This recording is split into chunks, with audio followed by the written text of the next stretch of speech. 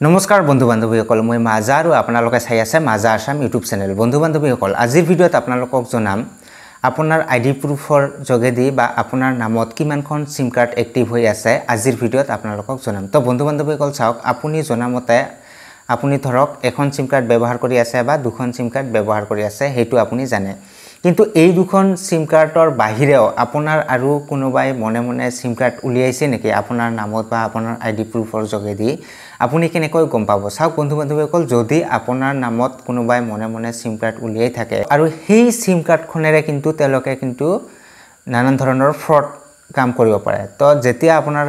আপোনাৰ নামৰ বা আপোনাৰ আইডি প্ৰুফৰ যোগেদি কোনোবা এখন সিম কাৰ্ড উলিয়াই সেইবিলাক কাম কৰে কিবা কাৰোবাক ফ্ৰড কৰে বা কিবা কৰে তো তেনেকুৱা সিম কাৰ্ডখন আপোনাৰ নামত হয় নেকি তো আপুনি কেনেকৈ গম পাব যদি তেনেকুৱা হয় তাৰ পিছত কিন্তু পুলিচ আহি আপোনাকো কিন্তু এৰেষ্ট কৰিব পাৰে যদি আপোনাৰ নামত তেনেকুৱা সিম কাৰ্ড থাকে তো আপুনি কেনেকৈ গম পাব যে আপোনাৰ নামত তেনেকুৱা সিম কাৰ্ড আছে নেকি তো সেই সিম কাৰ্ডখন কেনেকৈ আপুনি জানিব পাৰিব যে আপোনাৰ নামত কিমানখন সিম কাৰ্ড এক্টিভ হৈ আছে আপোনাৰ আইডি প্ৰুফৰ যোগেদি আপোনাৰ আধাৰ কাৰ্ডৰ যোগেদি আপুনি কেনেকৈ চেক কৰিব পাৰিব সম্পূৰ্ণ প্ৰচেছটো আজিৰ ভিডিঅ'ত শিকাই দিম তো বন্ধু বান্ধৱীসকল যদি তেনেকুৱা সিম কাৰ্ড থাকে তেতিয়াহ'লে কিন্তু আপোনাৰ ভয় খাব লগা একো নাই আপুনি কিন্তু নিজেই আপোনাৰ হাতত থকা এন্ড্ৰইড মোবাইলটোৰ জৰিয়তে কিন্তু আপুনি সেই সিম কাৰ্ডখন কিন্তু ডিএক্টিভ কৰিব পাৰিব বা কাটি দিব পাৰিব যদি আপোনাৰ অৰিজিনালি সিম কাৰ্ডখন নহয় যদি আপুনি ভাবে যে এইখন সিম কাৰ্ড মোৰ নহয় আপুনি চাই গম পায় যে এইখন সিম কাৰ্ড মই চলোৱা নাই বেলেগে কোনোবাই মনে মনে চলাই আছে এই সিম কাৰ্ডখন তেতিয়াহ'লে কিন্তু আপোনাৰ নামত যদি তেনেকুৱা হৈ থাকে তেতিয়া কিন্তু আপোনাৰ ভয় খাব লগা একো নাই আপুনি কিন্তু নিজ হাতে কিন্তু আপুনি নিজে কিন্তু সেই সিম কাৰ্ডখন ডিএক্টিভ বা কাটি দিব পাৰিব এই সিম কাৰ্ডখন তো আপুনি কেনেকৈ এই সিম কাৰ্ডখন কাটি দিব বা আপোনাৰ নামত কিমানখন সিম কাৰ্ড আছে হেতু কেনেকৈ চাব পাৰিব আপোনাৰ হাতত থকা এন্ড্ৰইড মোবাইলটোৰ জৰিয়তে সম্পূৰ্ণ প্ৰচেছটো আজিৰ ভিডিঅ'ত আপোনালোকক শিকাই দিম তো বন্ধু বান্ধৱীসকল ভিডিঅ'টো প্ৰথমৰ পৰা শেষলৈকে সম্পূৰ্ণকৈ চাই থাকিব তেতিয়াহ'লে কিন্তু আপুনি অতি সহজতে আপোনাৰ হাতত থকা এন্ড্ৰইড মোবাইলটোৰ জৰিয়তে কিন্তু এই প্ৰচেছটো কিন্তু কৰিব পাৰিব আপুনি চাব পাৰিব লগতে যদি তেনেকুৱা সিম কাৰ্ড এক্টিভ হৈ থাকে তেতিয়াহ'লে কিন্তু সেইখন ডিএক্টিভ বা কাটিও দিব পাৰিব তো বন্ধু বান্ধৱীসকল তেনেহ'লে বলক মোবাইলৰ স্ক্ৰীনলৈ তো বন্ধু বান্ধৱীসকল আপোনাৰ নামত বা আপোনাৰ আইডি প্ৰুফৰ যোগেদি কোনোবাই এনেকুৱা সিম কাৰ্ড ওলাইছে নেকি এইটো চেক কৰিবলৈ প্ৰথমতে আপুনি আপোনাৰ মোবাইলত থকা ক্ৰম ব্ৰাউজাৰটো ওপেন কৰি ল'ব ক্ৰম ব্ৰাউজাৰটো ওপেন কৰি লৈ ইয়াতে সাৰ্চ বাৰত টাইপ কৰি দিব টেফ কাপ বুলি লিখি সাৰ্চ কৰি দিব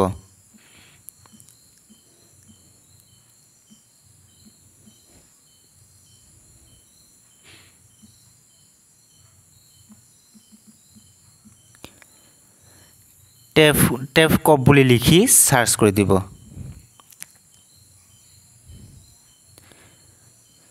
টেফ কপ বুলি লিখি সাৰ্চ কৰি দিয়াৰ পিছতে আপোনাৰ মোবাইলত কিন্তু এনেকুৱা এখন ইন্টাৰফেস খোল খাব তো বন্ধু বান্ধৱীসকল এইটো আপোনালোকে এই ওয়েবসাইটটো পাব ইয়াতে টেফ কপ তো এইটো গভৰ্ণমেণ্ট ওয়েবসাইট হয় তো ইয়াতে আপোনালোকে কি কৰিব ইয়াতে আপোনালোকে এই টেফ কপ ওয়েবসাইটটোত আপোনালোকে ক্লিক কৰি ল'ব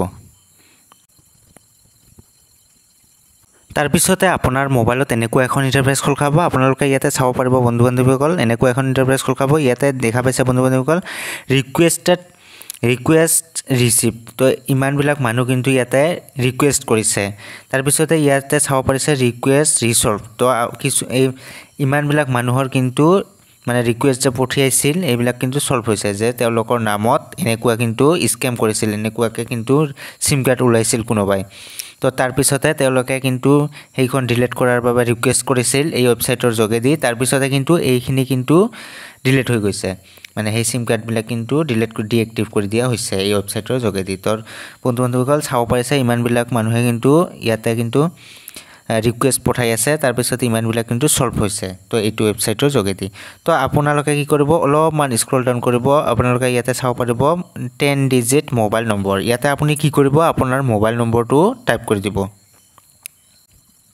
তাৰ পিছতে চাব পাৰিছে ইয়াতে এটা ক্যাপচা কোড আহিছে এই ক্যাপচা কোডটো আপোনালোকে চাই ইয়াতে এন্টাৰ ক্যাপচাত টাইপ কৰি দিব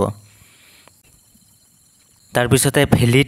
ভ্যালিডেট ক্যাপচা ইয়াতে ক্লিক কৰি ল'ব ইয়াতে ক্লিক কৰি দিব ইয়াত ক্লিক কৰি দিয়াৰ পিছতে সাকসেস ওটিপি সিন্ট এনেকুৱাকৈ আহিব তাৰ পিছতে কিন্তু আপোনাৰ হেতু মোবাইল নম্বৰত কিন্তু এটা 6টা ডিজিটৰ কিন্তু ওটিপি কোড আহিব আপোনালোকে কি কৰিব এটো ওকে বুলি টিপি দিব তাৰ পিছতে ইয়াতে ওটিপি যোনটো আহিছে তাতে OTP নম্বৰটোত আপোনালোকৰ সেই যোনটো OTP আহিল আপোনাৰ মোবাইল নম্বৰটোত সেই OTPটো ইয়াতে বহাই দিব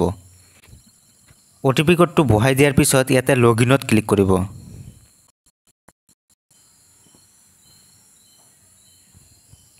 তাৰ পিছত এনেকুৱা এখন ইন্টাৰফেস খলকাব ইয়াতে চাও পাৰিছে বন্ধু-বান্ধৱীসকল mobile number registered in your name 1 তো মই যোনখন মোৰ নামত এখনহে সিম কাৰ্ড আছে তো মই যোনখন আইডিৰ মোৰ যোনখন আইডি প্ৰুফৰ যোগেদি সিম কাৰ্ড উলাইছো এই সিম কাৰ্ডখন তো সেই আইডি প্ৰুফৰ থ্ৰুৱেদি এখনহে সিম কাৰ্ড মই উলাইছো সেইভাবে ইয়াতে কিন্তু এখন সিম কাৰ্ড শো কৰিছে তো আপুনি যোনখন আইডি প্ৰুফৰ যোগেদি সিম কাৰ্ড উলাইছে সেইখন আইডি প্ৰুফত যদি আৰু আপুনি যদি দুখন সিম উলাইছে তেনেহলে দুখন সিম ইয়াতে শো কৰিব দুখন সিম কাৰ্ডৰ নম্বৰ ইয়াতে শো কৰিব দুটা মোবাইল নম্বৰ যদি তিনিখন উলাইছে তিনিটা মোবাইল নম্বৰ শো কৰিব আৰু যদি আপোনাৰ সেই দুটা তিনিটা নিজৰ নম্বৰৰ হলনি আৰু যদি কেইবাটা নম্বৰ ইয়াতে শো কৰে এটা বা দুটা বা বহুত কেইটা নম্বৰ শো কৰে তেতিয়া হলে কিন্তু আপোনালোকে গম পাব যে হেইবিলাক কোনোবাই মানে স্ক্যাম কৰি আপোনাৰ নামত কিন্তু উলিয়াইছে সেই সিম কাৰ্ড কেইখন তো আপোনালোকে প্ৰথমৰ নম্বৰ মোবাইল নম্বৰ কেইটা ইয়াতে মিলাই চাব তো ইয়াতে প্ৰথমৰ নম্বৰ কেইটা শো কৰিব আৰু লাষ্টৰ এই চাৰিটা নম্বৰ কিন্তু শো কৰিব সেই কেইটা নম্বৰ মিলাই চাব আপোনালোকে যদি চাই যে সেইখন সিম আপোনাৰ তো সেইখন ৰাখি দিব আৰু যদি আপুনি বিচাৰে যে সেইখন সিম মোৰ নহয় আপুনি কম পায় যে সেইখন সিম কাৰ্ড মোৰ নহয় তেতিয়া হলে আপোনালোকে কি কৰিব সেইখন কিন্তু ডিএক্টিভ বা ডিলিট কৰিব পাৰিব কাটি দিব পাৰিব আপুনি নিজে তো হেতু কাটিবৰ বাবে আপোনালোকে কি কৰিব ইয়াতে এই বক্সটোত আপোনালোকে টিক কৰি দিব এইখিনিত ইয়াতে টিক কৰি দিয়াৰ পিছত ইয়াতে নট মাই নাম্বাৰ নট ৰিকিউৰিড তো আপোনালোকে কি কৰিব নট মাই নাম্বাৰ ইয়াতে ক্লিক কৰিব তাৰ পিছতে ইয়াতে ৰিপৰ্টত ক্লিক কৰিব ৰিপৰ্টত ক্লিক কৰাৰ পিছত সাবমিট হৈ যাব তাৰ পিছতে কিন্তু আপোনাৰ সেই যোনখন সিম কাৰ্ড আপোনাৰ নামত উলিয়াইছে সেই সিম কাৰ্ডখন কিন্তু ডিএক্টিভ বা ডিলিট হৈ যাব তো আপোনাৰ যোনখন সিম কাৰ্ড নহয় বুলি আপুনি নট মাই নম্বৰত ক্লিক কৰি ৰিপৰ্ট মাৰি দিলে সেইখন সিম কাৰ্ড কিন্তু বন্ধ হৈ যাব তো এনেকে কিন্তু আপুনি যদি আপোনাৰ আইডি প্ৰুফ বা আপোনাৰ নামত যদি এনেকে যদি কোনোবাই কুচক্ৰান্ত কৰি স্ক্যাম কৰি যদি এনেকে সিম কাৰ্ড উলিয়াই থাকে তেতিয়া হলে কিন্তু আপুনি ভয় খাব লগা একো নাই এনেকে কিন্তু সেই সিম কাৰ্ড বিলাক আপুনি ডিএক্টিভ কৰি বা ডিলিট কৰি দিব পাৰিব তো বন্ধু-বান্ধৱীসকল এটোই আছিল আজিৰ ভিডিওটো চাই যদি ভাল লাগিল তেনেহলে ভিডিওটোত এটা লাইক কৰিব ভিডিওটো বন্ধু-বান্ধৱীসকলৰ লগত শেয়াৰ কৰি দিব আৰু চেনেলটোত নতুন হৈ থাকিলে চেনেলটো সাবস্ক্ৰাইব কৰি ল'ব আৰু কাষতে থকা বেল আইকনটো বজাই দিব যাতে মই আপলোড দিয়া এনে ধৰণৰ নতুন ভিডিওৰ আপডেট বিলাক সকলোৰে প্ৰথমত আপোনাৰ মোবাইলত যায় পৰৱৰ্তী ভিডিওত আকৌ দেখা হ'ব আজিৰ মতে বিদায় ধন্যবাদ